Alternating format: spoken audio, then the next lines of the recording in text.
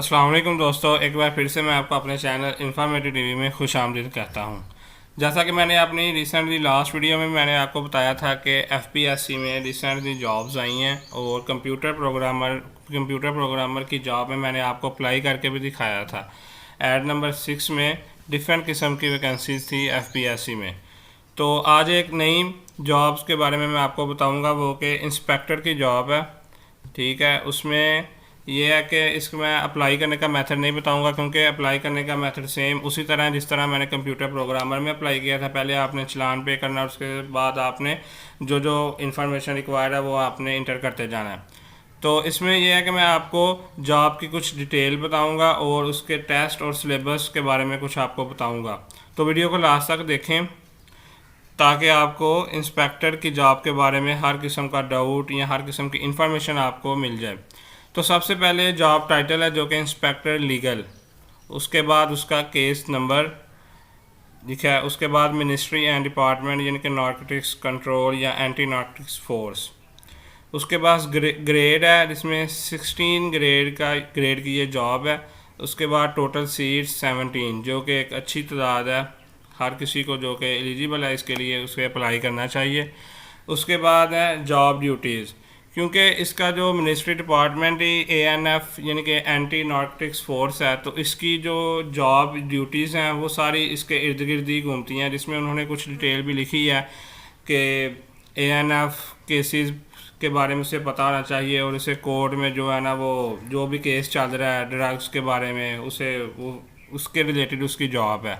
उसके बाद उन्होंने लिखा है कि कुछ एडवाइस भी जो सीनियर ऑफिसर होते हैं इनके वो कुछ एडवाइस देते हैं एक सिस्टम इस्टेब्लिशमेंट के लिए कि किस तरह इलीगल जो ड्रग है उनको कंट्रोल किया जाए या एक ऐसा निज़ाम बनाया जाए कि इलीगल अद्वियात या ड्रग जो है ना वो ख़त्म कर दिया जाए।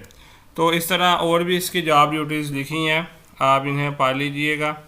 उसके बाद आता है job status permanent, eligible gender both male and female यानी कि मर्द ख़वातीन दोनों अप्लाई कर सकते हैं इसके लिए। उसके बाद है मिनिमम एज 20 और मैक्सिमम एज 28+5 यानी कि 33।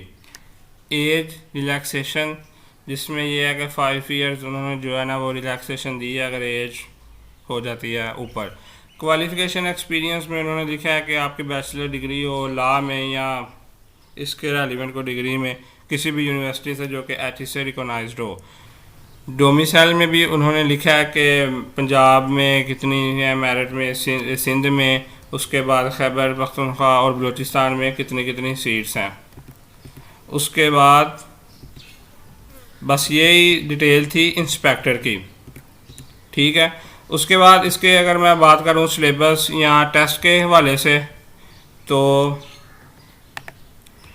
ये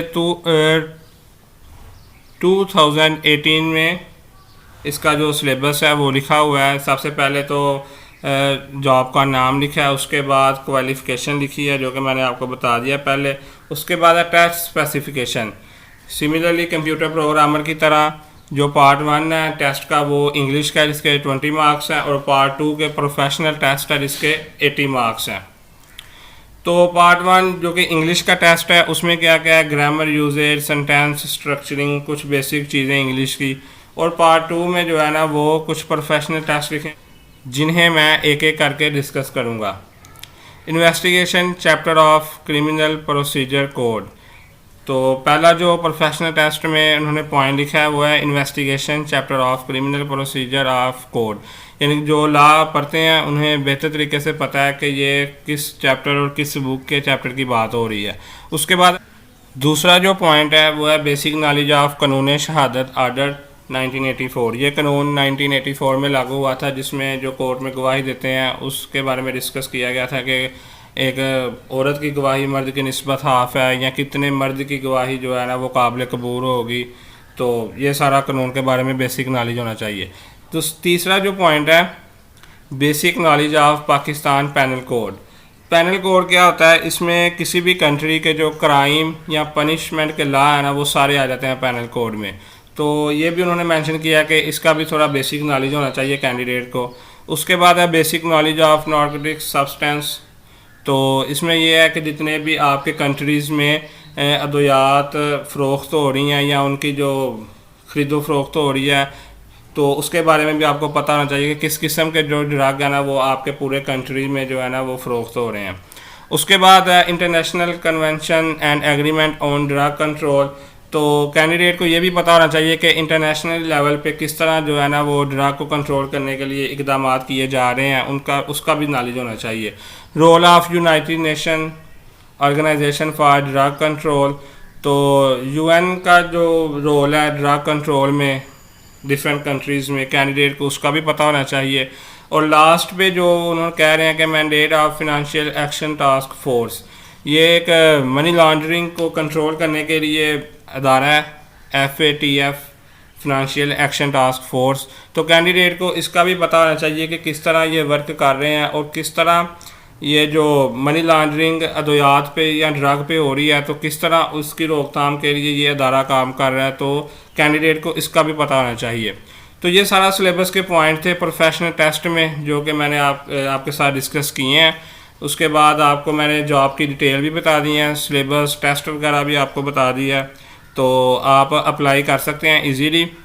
और अगर आपको अप्लाई में इशू आ रहा है तो मैं अपनी जो लास्ट रिसेंटली वीडियो है उसका लिंक डिस्क्रिप्शन में दे रहा हूँ, आप उधर से जाके अप्लाई करने का सारा प्रोसेस देख सकते हैं। अगर वीडियो अच्छी लगी है तो वीडियो को लाइक करें, शेयर करें और मेरे चैनल को सब्सक्राइब करें।